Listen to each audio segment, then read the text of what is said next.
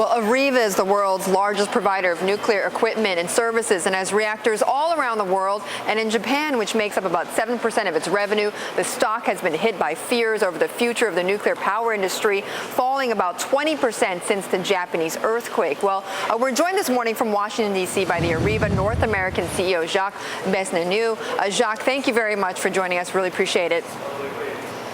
Good morning, Betty. Good morning. Now, I know that you head, of course, the North American operations, but what can you tell me about your operations in Japan? How badly hit have they been? Okay, thank you, Betty. Before I answer a question, I just wanted to say that we extend our sincere thoughts for the people of Japan.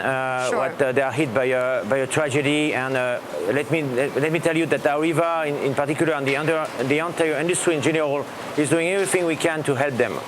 So about our operation in Japan, we're servicing reactors in Japan. We're providing fuel to Japan nuclear reactors, and we have helped them build a recycling plant in northern Japan. And right now, these operations are okay. I mean, I made sure also that all our employees were safe. We worked around the weekend to make sure that they were in safe conditions, and all our employees are safe. But if I understand you correctly, do you have any reactors or parts that are damaged by the earthquake or not? No, we don't. Okay, you do not. All right, so you're not involved in it. We do not. We do not. Okay. Jacques, what are the people, though, on the ground in Japan, your people, telling you, though, about the nuclear situation? I mean, I know they are just as, they're not involved directly in it, but what are you hearing from them directly about what is going on there with the nuclear power situation? Yes, what they're telling us is that it's a serious situation. We are monitoring the situation. What we know is that the Japanese operators, and we know them very well, we know TEPCO, the owner of the plants, very well.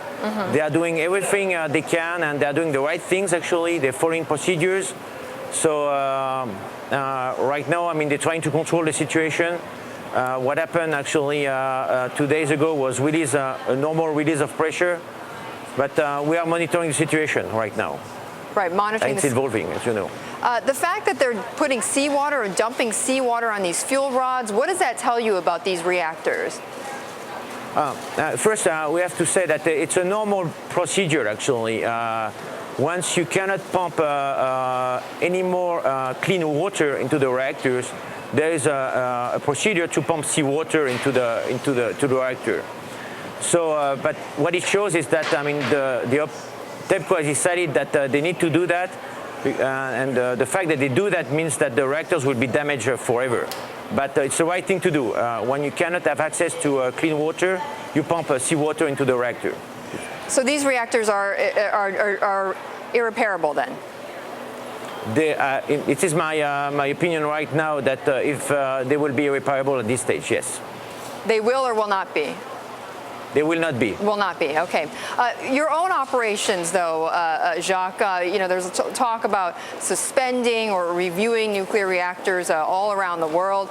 Have you so far suspended any projects in North America? No, we didn't. This is a very different situation here. We're servicing 104 plants in this country. We have many projects, and we are not suspending any projects. We are continuing here. We believe nuclear energy is a very important part of the energy equation in the U.S. It's 20% of the electricity supply, and it will continue as far as we understand it. Okay. All right, Jacques, thank you very much. I appreciate you joining us, shedding a bit more light about the situation. That was the Areva North American CEO, Jacques Besnainou, joining us from D.C.